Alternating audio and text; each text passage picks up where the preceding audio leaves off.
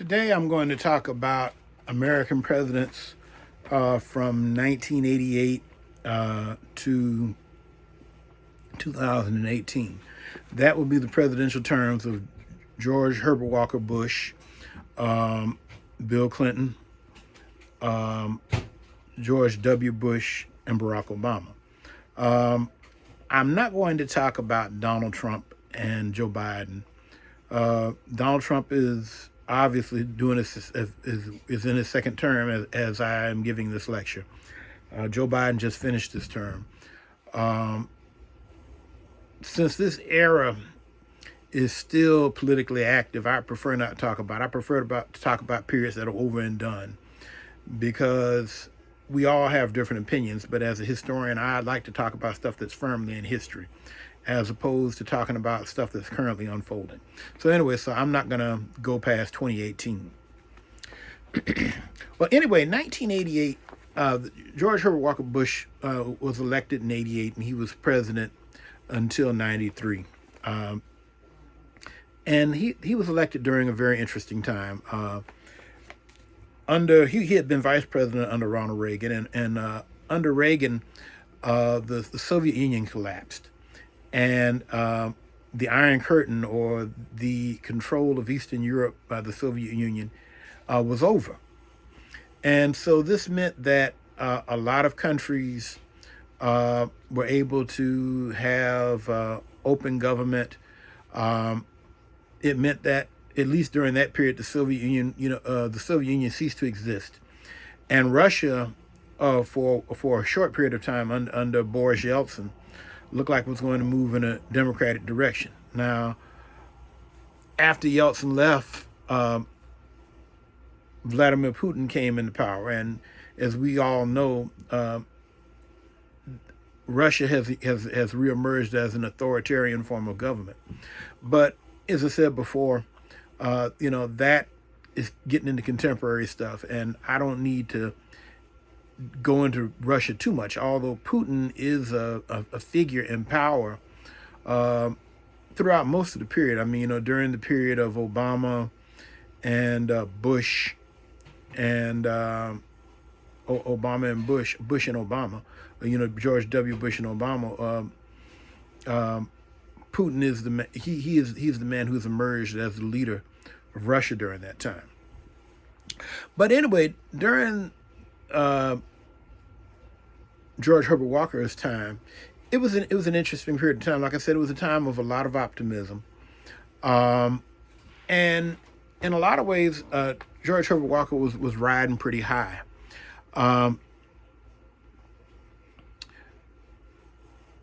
He had an interesting career. I mean, he was a man who's originally from the Northeast. He had moved his family to Texas, and he had kind of an interesting political career. In the 60s, for instance, he voted in favor of ending housing discrimination, something that actually made him kind of unpopular among a lot of his supporters in the Houston area. But he survived that, and he went on to, have a successful career in Congress, and eventually, as I said, he would become vice president under Ronald Reagan. Now, interestingly enough, the Republican Party began to take more of a conservative turn, and one of the most consequential things he did was to appoint Clarence Thomas as the second African American on the Supreme Court.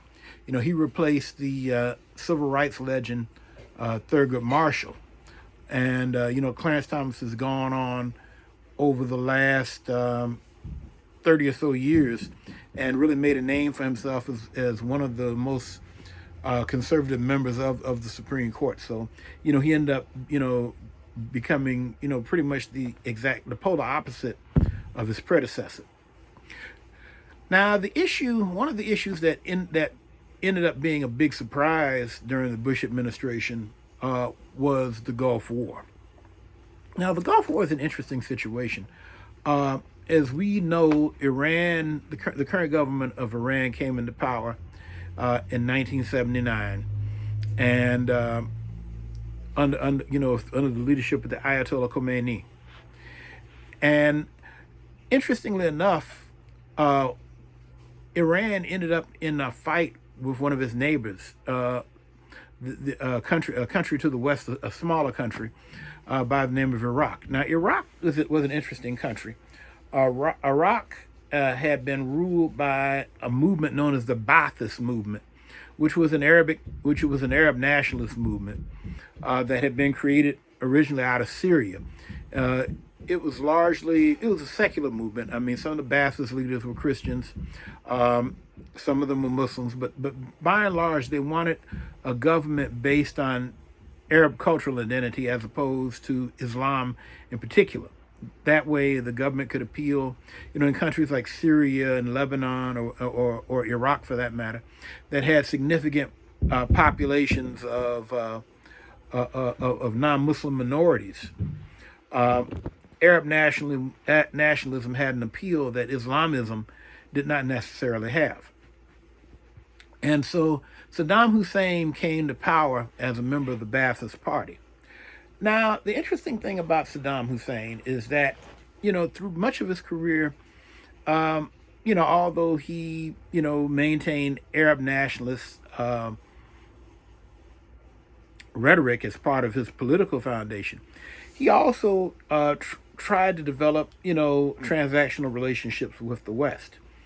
And he saw the Islamic Revolution in Iran as a chance to improve the position of his country, because he knew that Iran was not popular with the West. And so as a result, Iraq went to war with Iran. And however, this was not a good decision on his part. As I said before, Iran was a much larger country. It had a large military. And Saddam Hussein was not able to make a lot of progress in fighting Iran. Eventually, the war kind of came to a stalemate. But this left Iraq in a pretty bad financial position.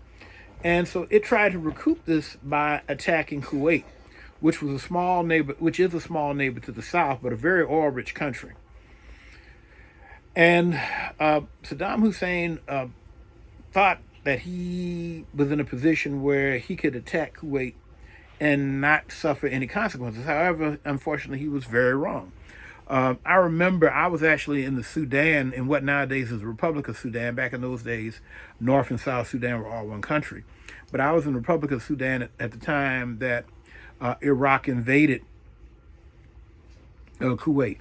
And it was an interesting dynamic because people who lived in poorer Arabic-speaking countries like Sudan tended to be sympathetic to Saddam Hussein. They saw him as a populist, somebody who was going to make resources of the richer parts of the Arab world available to those poorer countries. Now, whether that would have happened or not, I have no idea knowing, but that was the perception that people had of him. But the bottom line is that once he invaded Kuwait, George Herbert Walker Bush was able to put together a large coalition of countries, countries all the way from Senegal to a bunch of European countries, who went into Iraq and invaded Iraq and pushed Iraq back.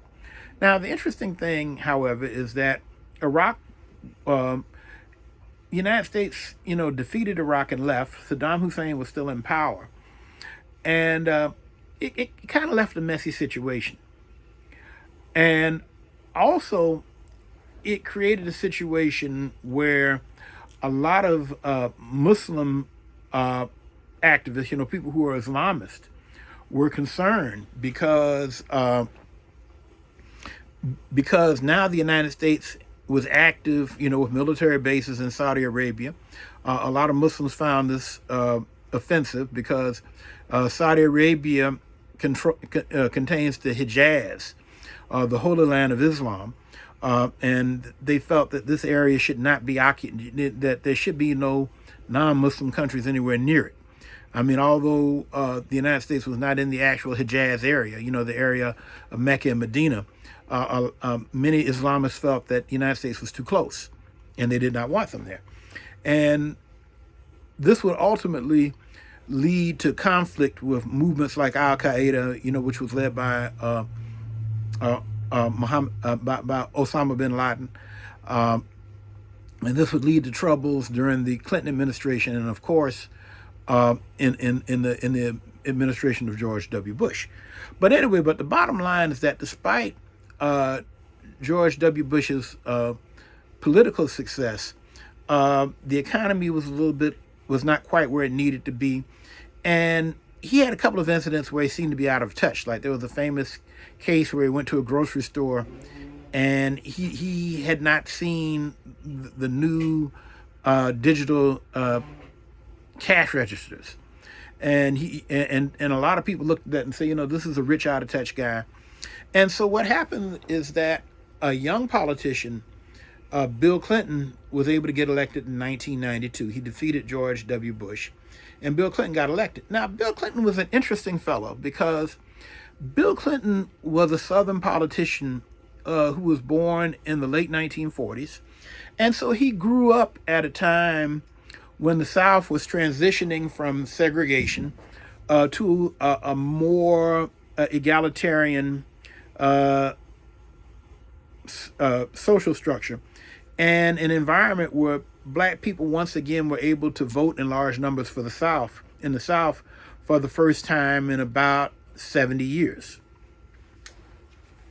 And so, Clinton, like, as I said, he's born about 1946. And so he is like 11 years old when you have the famous integration of Little Rock High School, and the Little Rock Nine comes to Central High School in Little Rock, Arkansas. Uh, Bill Clinton is a teenager by the time you have the Voting Rights Act and the Civil Rights Act. And he's in college by this time. And of course, the other thing that happens is that you have the Vietnam War. And Bill Clinton is a fellow who, he's not a draft dodger, but he gets deferments. And he is able to, and eventually he's able to uh, get a Rhodes Scholarship, and he goes to Britain and he studies, and eventually comes back. He gets into law and gets into politics, becomes governor of Arkansas.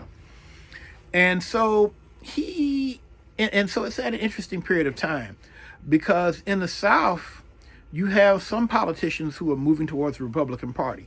Uh, going back to 1948, of course, you had the Dixiecrat movement, in which uh, people like Strom Thurmond left the Democratic Party and developed the Segregationist Party that ran in opposition to Harry Truman.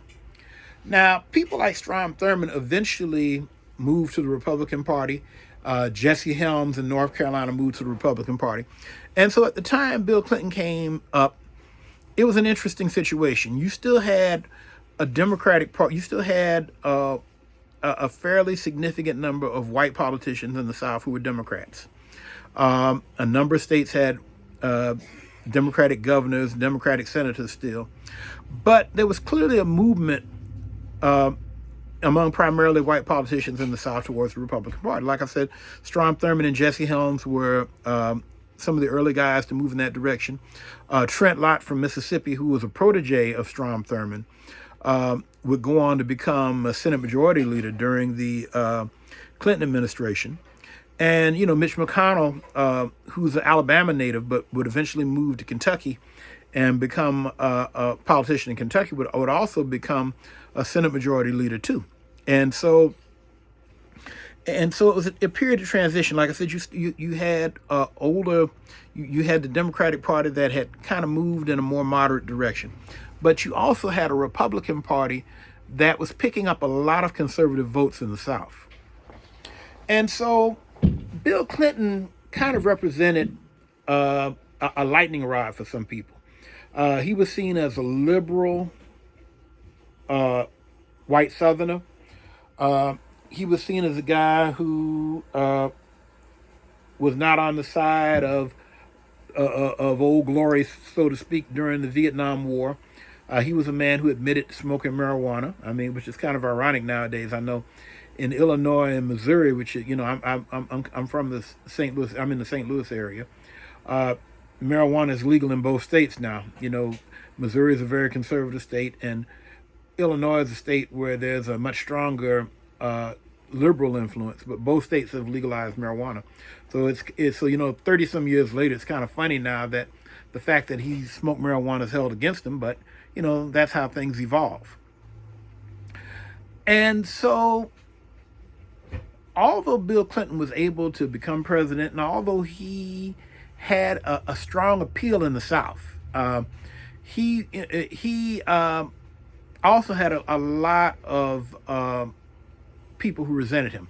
Now, the interesting thing about Bill Clinton is that Bill Clinton never actually got a majority of the vote. Both times when he ran, Ross Perot, a fellow out of Texas, ran, and he split the vote among conservatives. And that allowed Clinton to get the most votes, but it was really a plurality. It wasn't a majority. And so that gave him a somewhat weakened position. And so one of the interesting things that happens is that once Bill Clinton gets into power, he tries to move in the direction of expanding health care.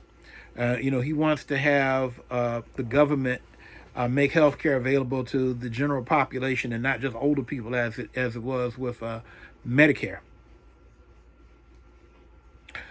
Now, this, however, and his wife Hillary, who was a lawyer and very well trained, she was active in that effort. Now, this was a big political struggle, and Clinton failed to get it done.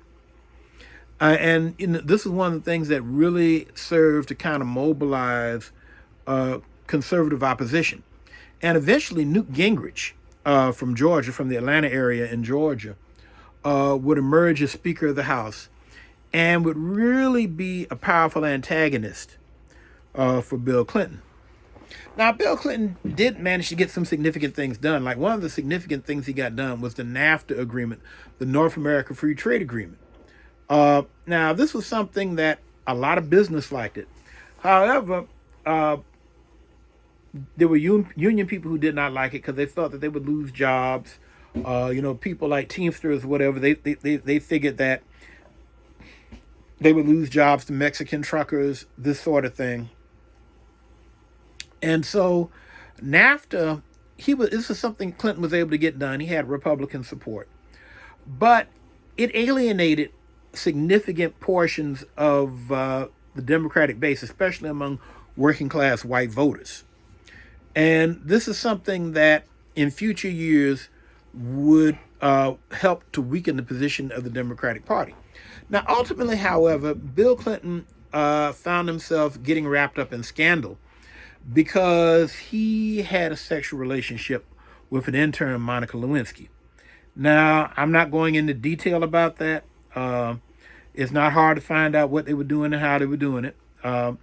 We just simply need to know that he eventually was impeached because he was the president of the United States. He was a person of an authority. Miss Lewinsky was an intern, considerably younger than him, and somebody who had no real power. And so politically, that became an albatross around his neck, and Bill Clinton was impeached. However, he was not convicted, and so therefore he stayed president. And interestingly enough, he was able to maintain popularity. Most people at the time, there were a lot of jokes about sexual activity and that kind of thing. And among more liberal voters, he was able to maintain popularity. Now, a lot of Republican conservatives said the liberals were hypocritical because they said, this was a man in a position of power taking advantage of a young woman. And they would argue that really Democrats should have been much more critical of him. But as with a lot of things, people find ways to justify their political choices. Bill Clinton survived. Now, what we see, however, is that after Bill Clinton did his second term, his running mate, Al Gore, who had been senator from Tennessee, like I say, he was one of these Democrats. Al Gore had come from from an important political family in Tennessee, and he had gone on to become senator from Tennessee. He ran for president. Al Gore, however, lost in a very close election. The election of 2000 was one of those really historic elections because Al Gore had a slight majority of the votes. However, in America, of course, Uh, one does not win the presidency on the popular vote. One has to win the electoral college. And it is quite possible to get a majority of votes. I mean, for instance, if you carry big states like, say, uh, New York and California, or say Texas, Illinois, you could get a majority of popular votes. But if the person running against you is able to rack up a number of smaller, more conservative states, and then get a couple of key larger states, like for instance, the states around the Great Lakes, or in the case of the 2000 election, Florida, which nowadays is the third biggest state in the country, one can win. And so ultimately, by the end of the election, there was no clear winner, and for about a month there was a lot of arguing back and forth and going to court over who won. Eventually, there was an application to the Supreme Court to settle the election, which is really kind of interesting because there actually is not a provision in the Constitution for the Supreme Court to settle elections. If an election is not settled, the constitutional procedure is to go before the House of Representatives. But the Supreme Court did intervene, and it's worth noting that at least a few of those people on the Supreme Court, like in particular Clarence Thomas, had been picked by the older Bush. And it's also interesting to note too that the state of Florida, George W. Bush's brother, was the governor there. Now, that's not to say that anybody did anything wrong by making decisions, but these are the kind of things that politicians note. Well, the bottom line is that the Supreme Court ruled in favor of George W. Bush, and he became president. Al Gore could have contested it, but he knew that the country had already gone a month without a president, and it appeared that he feared that if he contested things any further, this could serve to undermine faith in government. So he did not pursue it any further. So George W. Bush became president. And so George W. Bush really was an interesting generational shift from his father. His father, as I said before, was a northerner who had come to Texas. George W. Bush had been born in the North, but he had been raised in Texas. He was much more culturally a Southerner than his father. And interestingly enough, he was also a man who had become a born-again Christian. And so in terms of his cultural and religious outlook, he really reflected conservative Christian values much more so than his father, who temperamentally, although he was pretty conservative in a lot of his choices, his basic instincts were that of a moderate New England Republican. Now, George W. Bush had an interesting political philosophy. Now, he was really interested in increasing Hispanic participation in the Republican Party. He looked at the Hispanic population in Texas and said, a lot of these people are culturally conservative. And, he felt that they were a good fit for the Republican Party. George W. Bush had a reputation in Texas as being a really tough on crime guy. Texas led the nation in executions. He had been involved in a couple of really controversial executions while he was still governor of Texas. And so he kind of took this, really kind of conservative image into the White House with him. His vice president, Dick Cheney, was also a well-known conservative, and he also was a guy who had very strong foreign policy credentials that kind of bolstered George W. Bush, who had been a state-level politician and really did not have a ton of experience at the federal level. Now, of course, the thing that would be the great shaper of Bush's presidency, he would go on to have 2 terms as president, was 9/11. Now, as I said before at the beginning of the lecture, Saddam Hussein in Iraq had been defeated by the United States with a coalition of other countries when he invaded Kuwait in 1990. However, he stayed in power. And one of the things that Saddam Hussein was implicated in was an attempt on the life of George W. Bush's father, George Herbert Walker Bush. This was not, he didn't go to court for anything, but that's one of the things that was suspected, that he was involved, that he had made an effort to have an assassination of George Herbert Walker Bush. Now, on top of that, of course, as I said before, Islamists were really mad at the United States for putting troops in the Middle East during the time when they were fighting against Iraq, pushing Iraq out of Kuwait. And so this is really interesting because, as I mentioned before, Osama bin Laden. Now, Osama bin Laden is a man of Yemeni extraction. However, he grew up his father was from Yemen, but he grew up in Saudi Arabia. His father became a successful businessman in Saudi Arabia. And so Osama bin Laden, although he was not ethnically a Saudi, grew up a very rich young man in Saudi Arabia. Now, he also was a very devout Muslim, and he became politically active as a young man, going to Afghanistan and fighting against the Soviets who had invaded Afghanistan in 1979. And the CIA, remember, this is the Cold War, as it normally did, supported anybody who was fighting the Soviet Union. And so therefore, the CIA gave support to Islamic fighters, Mujahideen, who were fighting against the Soviets in Afghanistan. And Osama bin Laden was prominent among these people. So Osama bin Laden was actually somebody who had very substantive connections with the CIA because of his engagements with them in terms of getting support from America to fight against the Soviets. I mean, like, the Americans gave the Mujahideen Stinger missiles that could be used to destroy tanks and shoot down helicopters. And so they didn't get a lot of heavy weaponry, but they got a lot of really light weaponry that could be used against Soviet machinery. This was very similar to what happened a few years ago when the Soviets went into Ukraine. America gave the Ukrainians a lot of fairly light weapons early on that they were able to use successfully against Soviet armor when they first started coming into the country.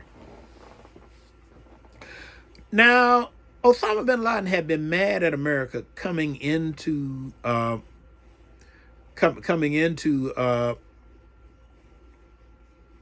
Middle East, and one of the things he did was in 1998, Osama bin Laden supported terrorist attacks on the United States embassies in Kenya and in Tanzania. And this was a pretty bad attack. I mean, a couple of hundred people died. And President Clinton responded by bombing Osama bin Laden's hideout. Now, at the time, Osama bin Laden was using a cell phone. Now, cell phones were still pretty new technology. But the thing about cell phones, as I'm sure we all know, is that if you have a cell phone, you can be tracked. And so, since Osama bin Laden had a cell phone, Bill Clinton was able to get very, very close to killing him. And so although Osama bin Laden was able to have a very successful terrorist attack against America in hitting Dar es Salaam in Tanzania, and also hitting, oh my goodness, I cannot believe it, I am blanking out on the capital of Kenya. This is embarrassing. Oh my goodness, I can't remember it. But anyway, although he was able to have a very successful attack on those two cities, he almost paid for it with his life. Now, at the time, American politicians, especially the Republicans in Congress, kind of poo-pooed this. because, as I said before, Clinton was in, this is 1998, he was in really deep trouble over his relationship with Monica Lewinsky. So the fact that he was bombing terrorists got kind of underplayed. But what we see is that with George W. Bush becoming president, uh, these terrorists were still motivated to attack the United States. And eventually they came upon a plan that was incredibly successful, horrifically successful. Uh, and it was executed on September 11th, 2001. Uh,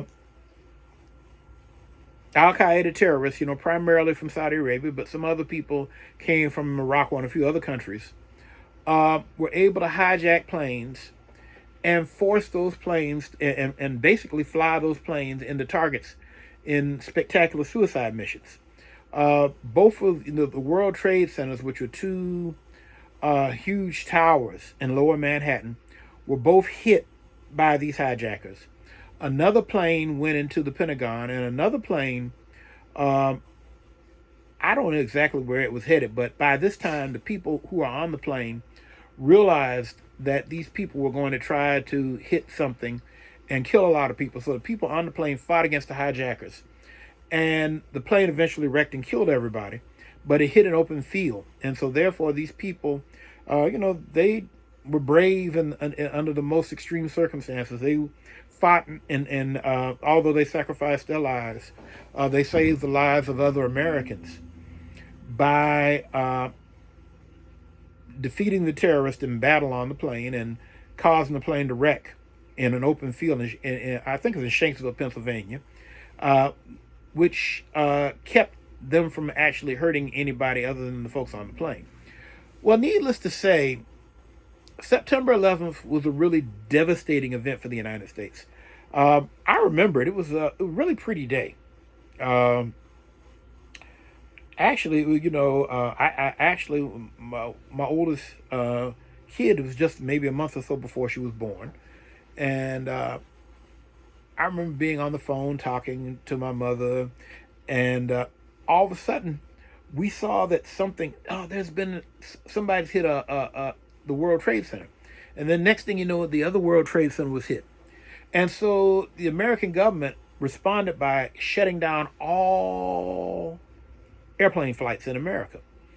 And so I remember that day. It was just really quiet because where I'm here in Southern Illinois, we're close to Scott Air Force Base, and we're close to the airport, the St. Louis airport.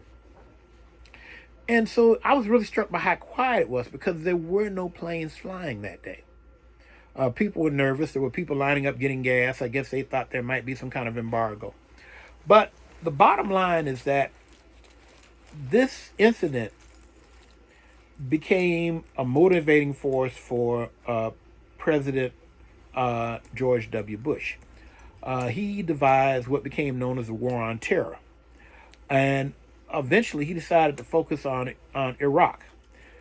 And really, like I said before, I think that this was largely because he saw Iraq as unfinished business. He knew that Saddam Hussein had targeted his father, but Saddam Hussein actually did not have a good relationship with Al Qaeda. He was not an active supporter to any large degree in Islamist terrorists. I mean, he did have some connections to some other groups that had been active, like in some other areas, but he was not. He did not have.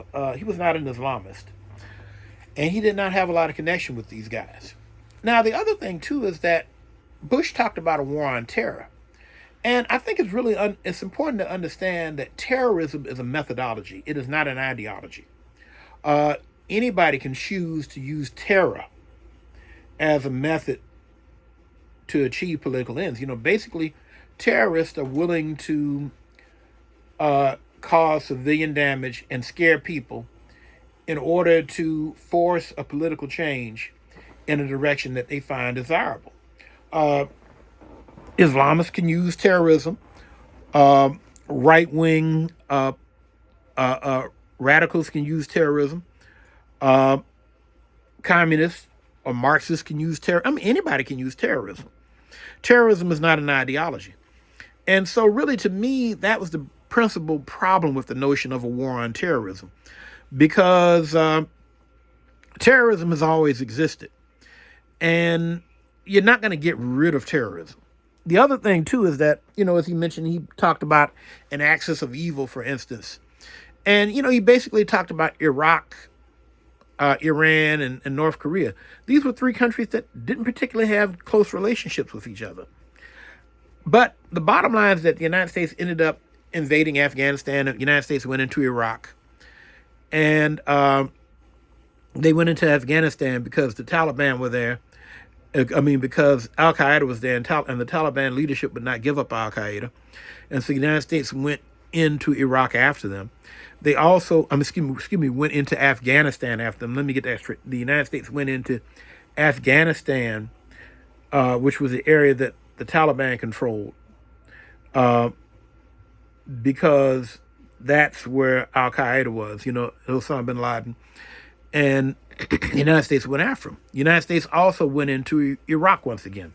Like I say, Iraq really did not have a connection to this. But, that was unfinished business in the mind of George W. Bush, and he sent the country there.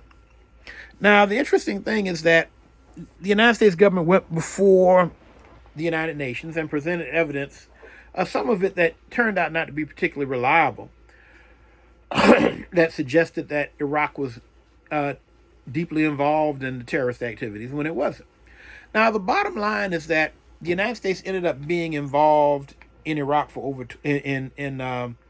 Iraq for several years. Eventually, pulled out. Although they did completely change the government. Saddam Hussein and his supporters were captured. Saddam Hussein and his sons were killed. Saddam Hussein was executed. He was hanged. But the ironic thing is that Iraq is a predominantly Shia country.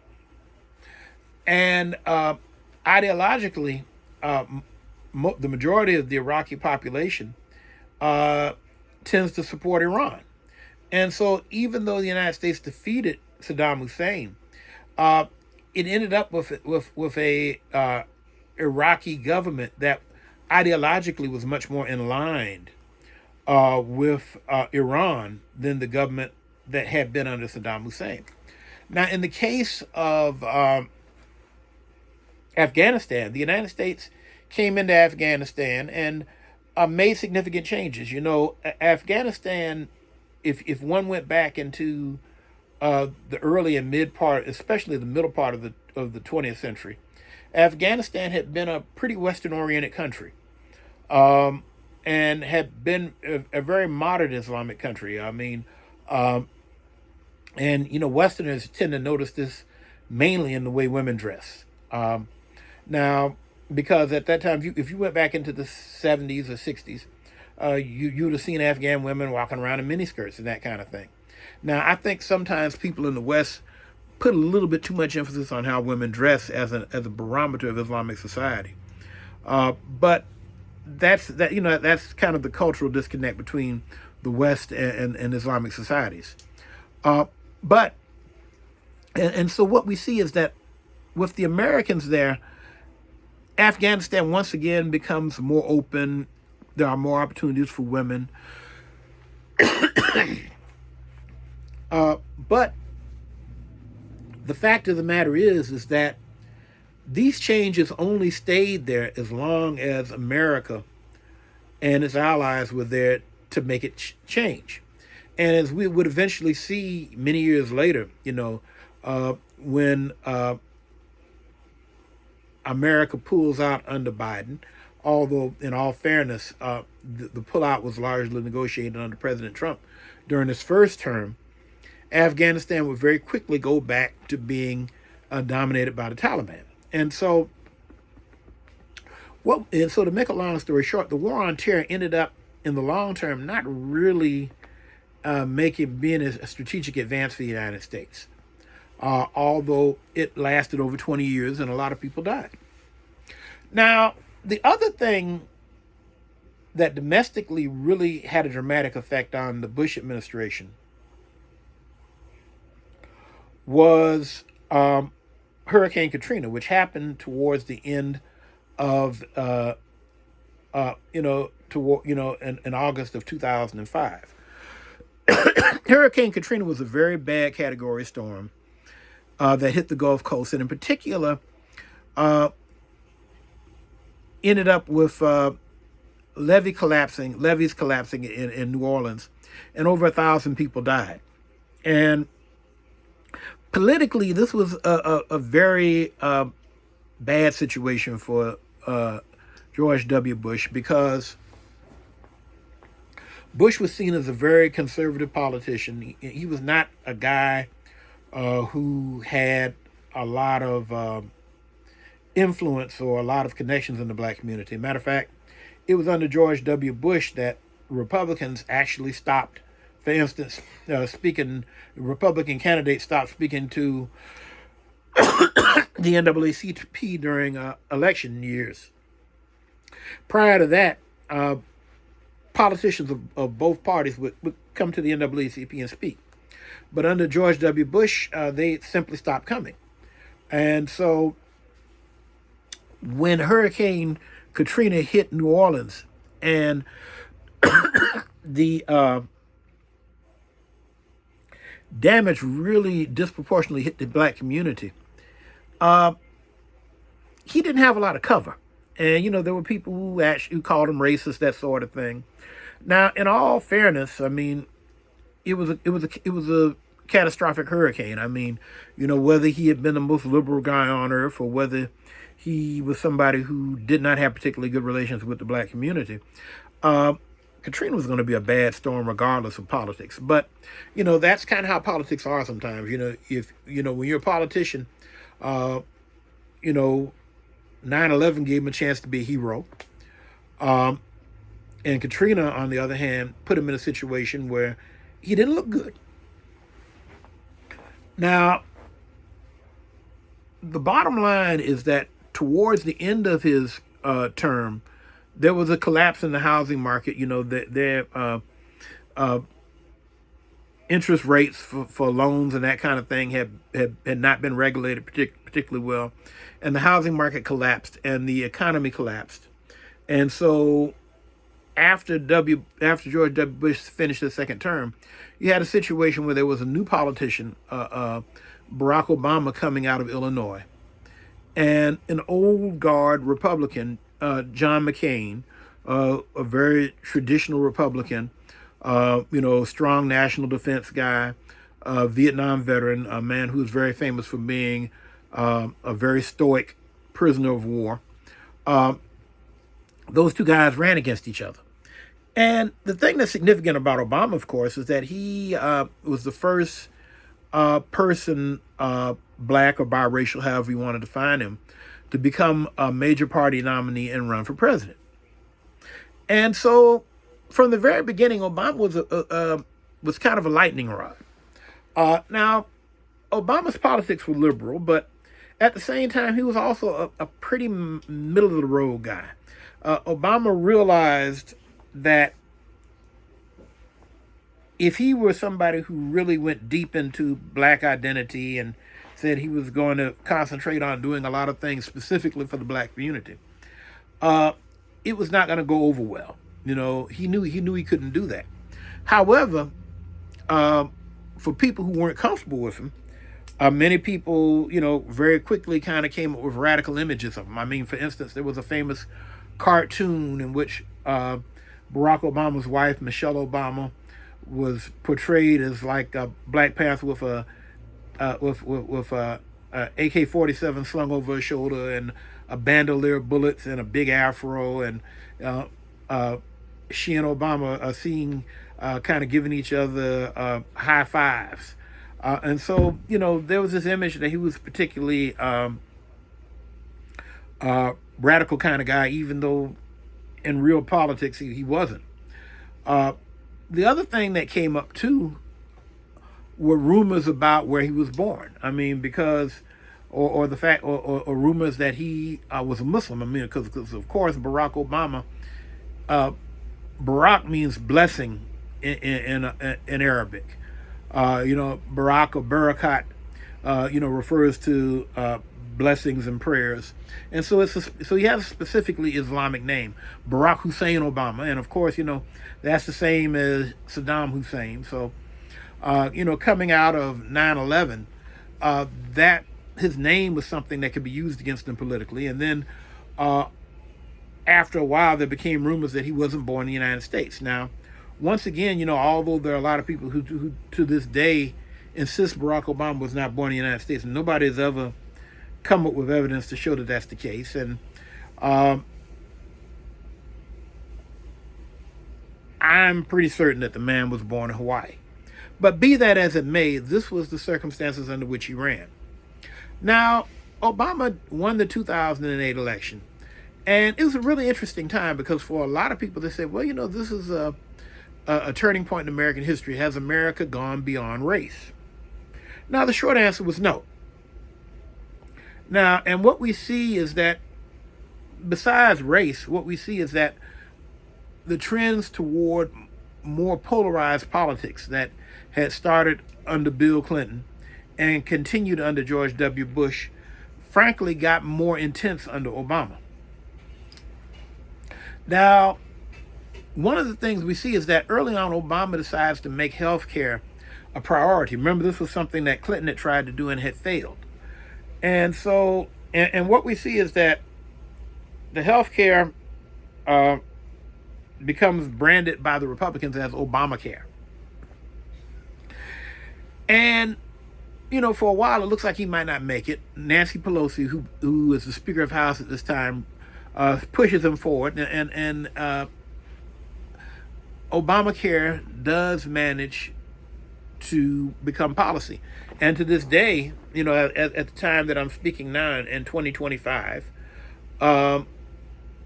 we still have national health care that had been passed under President Obama. Now, at the same time, we see a movement developing that became known as the Tea Party movement. And so there became a very strong political movement, a grassroots movement among Republicans that was very conservative and really definitely did not like Obama. And so by the time you get to midterm elections during Obama's first term, the Democrats lose their majority and there becomes a Republican majority. And the Republican majority pretty much decides that, whatever Obama wants, then they're not going to go along with. And so for the next few years, there's basically a lot of stalemate. And what we see is that there are a couple of incidents that really kind of tend to exacerbate, kind of racial polarization. In particular, in 2015, there was a killing of a number of churchgoers at a famous black church, a Mother Emanuel Church in Charleston, South Carolina, in June of 2015.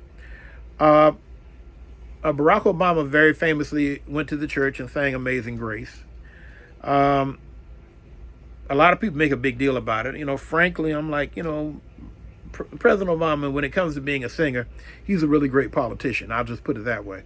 I mean, it was not something that particularly blew me away, but in terms of its symbolism, a lot of people liked it. However,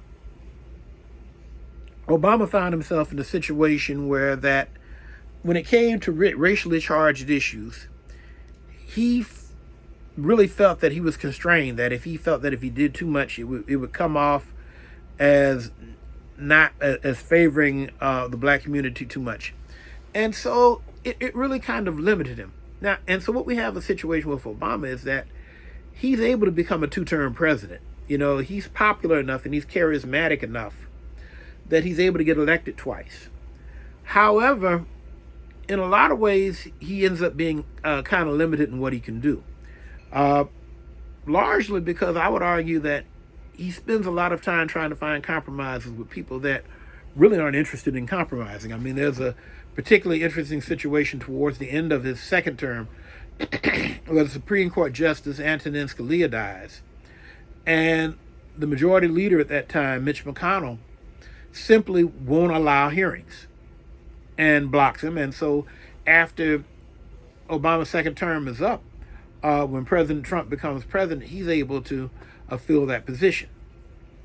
And so anyway, that's going to be about it talking about these presidents. I mean, what we see is that at the beginning of this period, the Cold War is over.